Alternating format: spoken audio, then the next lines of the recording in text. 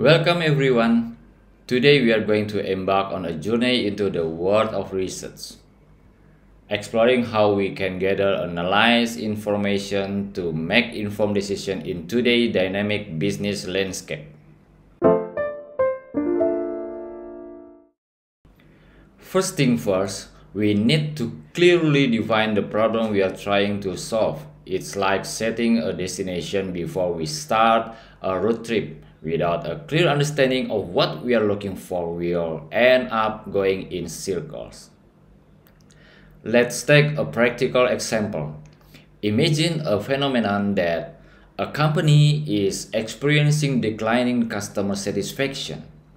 The research problem in this case could be identify the reason behind this decline. This might involve examining factors such as changes in customer expectation. Perhaps customers now expect faster delivery or more personalized service. Maybe competitor actions. Have competitors introduced new products or services that are attracting customers away? Internal processes. Are these inefficiencies in the company's customer services or support processes that are leading to frustration? Once we have a well-defined problem, we can move on to exploring existing information that might shed light on the situation. This is where secondary data comes in. Secondary data, as we know, refers to information that has already been collected for a different purpose. It could include industry reports, market research studies, academic publication, or even internal companies' records. This good news is that secondary data is becoming increasingly accessible in today's digital world. Numerous online databases and resources offer a wealth of information that can be valuable for researchers.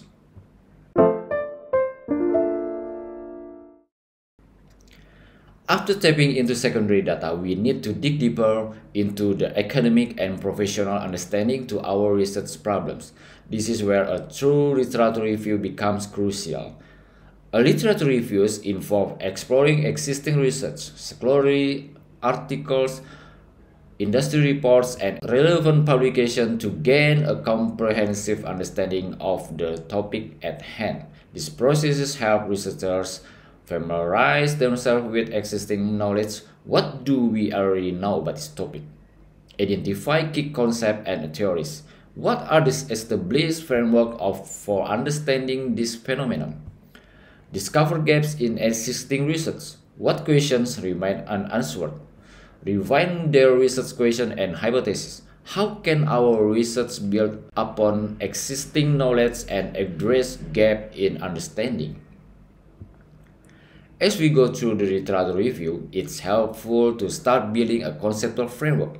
This framework serves as a visual and theoretical representation of how we think the key variables in our research related to each others. Think of a conceptual framework as a roadmap for your research. It helps to organize your talk by visually mapping the relationship between variables. You can see the big picture clearly. Guide your data collection and analysis. The framework provides a structure for deciding what data to collect and how to analyze it.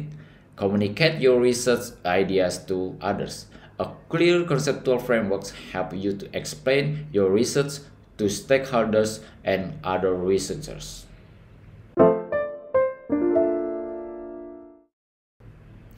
Now, sometimes, even after conducting a literature review, we might still need to explore our research problem in a more open-ended way. This is where exploratory research comes in.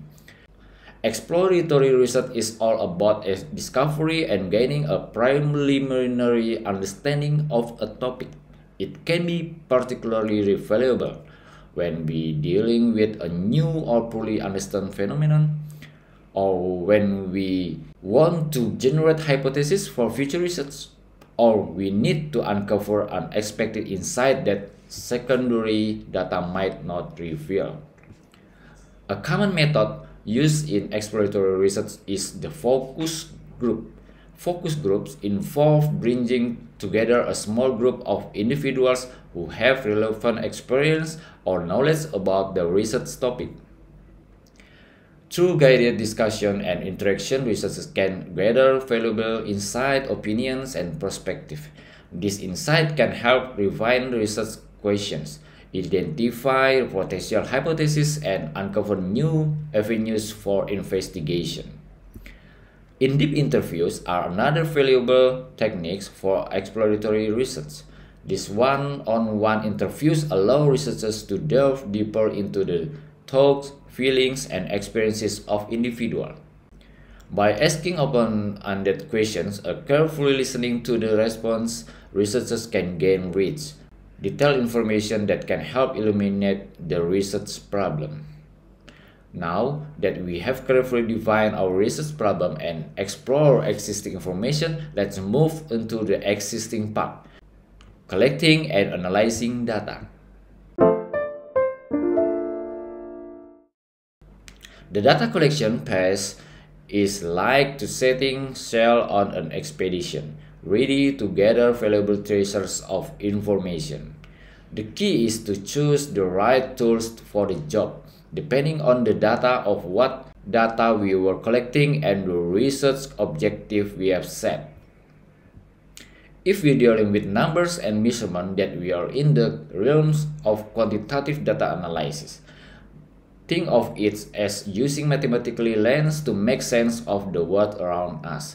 Many researchers describe various powerful statistic techniques for quantitative, including descriptive statistics. These are like basic building blocks for understanding our data.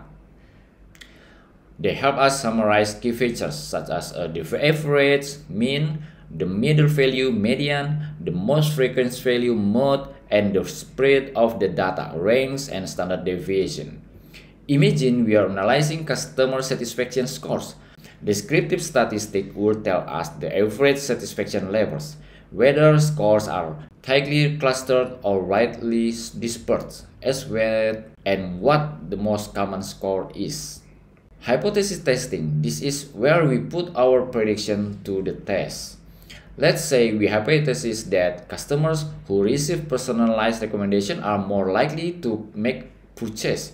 Hypothesis testing allows us to analyze data to see if there is statistical evidence to support this claim. Correlation and regression analysis. These techniques delve into the relationship between variables.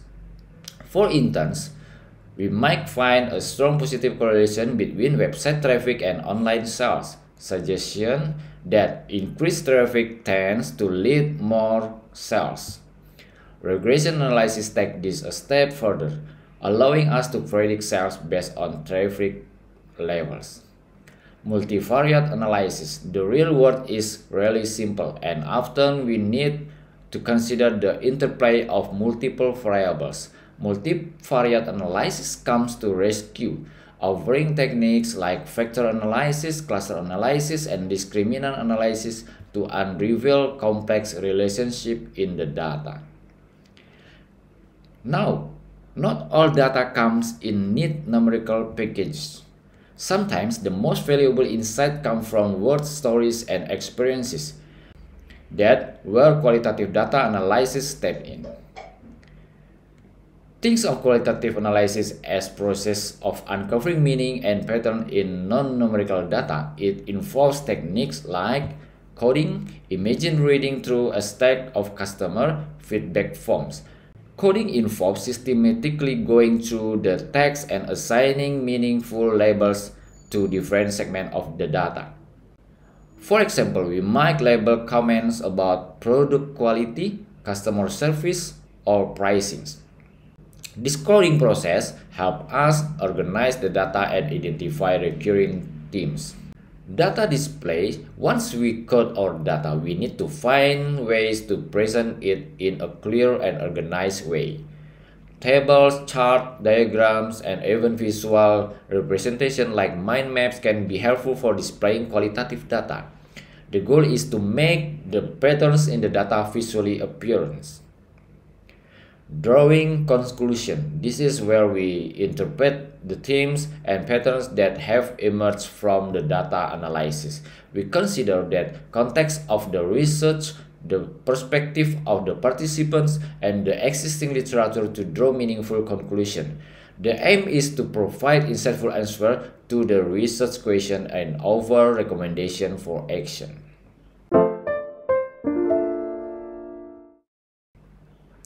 We have gathered valuable data, analyzed it rigorously, and uncovered insightful findings. But the journey isn't complete until we share these findings with others. Effective communication is the bridge between research and action. A well-structured written report is a cornerstone of research communication. It serves as a comprehensive document that provides a detailed account of the research process, from dividing the problems to presenting the research. Presents findings in a clear and organized manner, using table charts and other visuals to enhance understanding. Offers interpretation and conclusion, explaining the significance of the findings and relating them to the research question. Provides recommendation for action, translating research insight into practical steps that can be taken to address the business problem. While writing reports provide a detailed record, oral presentation offer a dynamic way to engage audience and share key findings.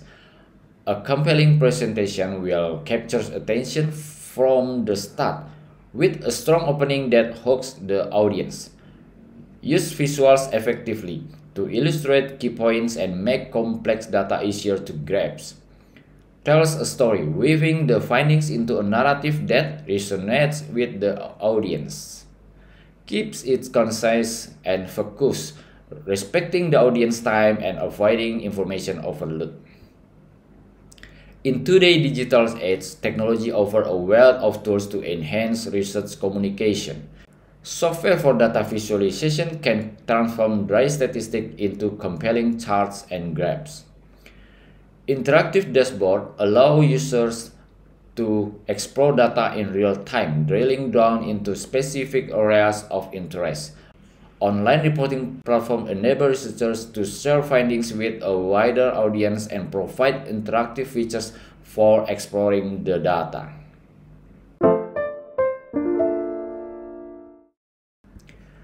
The field of research is constantly evolving, embracing new technologies and approaches. Some key trends that are shaping the future of research include artificial intelligence, AI, and machine learning. AI is becoming an increasing powerful tool for researchers, enabling automation in tasks like data collection and analysis. Machine learning algorithms can sift through massive datasets, identifying complex patterns and making predictions with remarkable accuracy.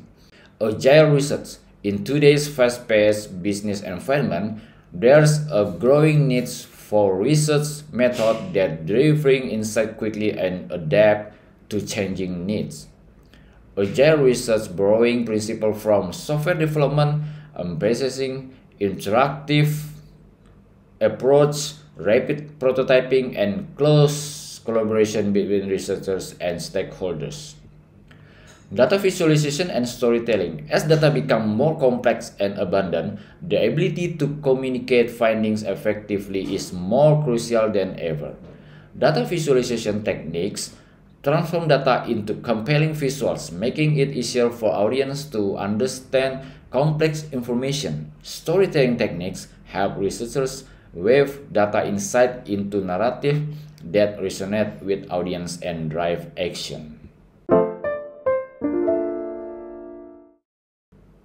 So, as we conclude our journey into the world of research, let's remember that research is not just about gathering data. It's about transforming data into meaningful insight that empower us to make informed decisions. By embracing the principles of rigorous research, leveraging the power of technology, and staying attuned to emerging trends, we can unlock the true potential of data to drive innovation, solve problems, and shape a better future. Thank you. See you on top.